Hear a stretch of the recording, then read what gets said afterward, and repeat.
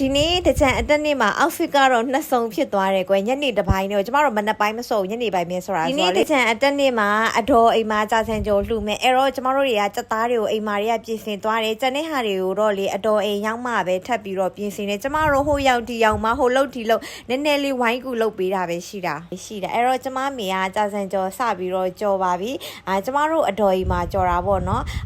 ကျမမေကလေတအိုးလားနှစ်အိုးလားပဲသူကအရင်ကြော်တာနောက်ပိုင်းနေသူကမကြော်တော့ဘူးဘာလို့သူ့ရဲ့ကစားချိန်တန်ပြီလေ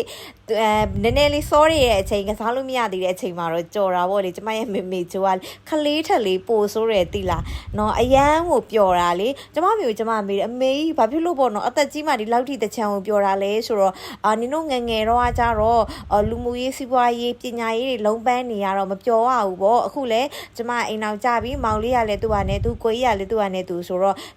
လက်ဖြစ်သွားပြီဆိုတော့အမေကတကြံဆိုသူကအရန်ကိုပြောတာလေဒီနေ့တကြံ၄ရက်မှာ၃ရက်လုံးစော့တယ်တရက်တော့မစော့ဘူးလေနေ့တိုင်းကျမရဲ့အတော်အိမ်မှာသွားပြီးတော့လူစုံတက်ဆုံစော့ကြတယ်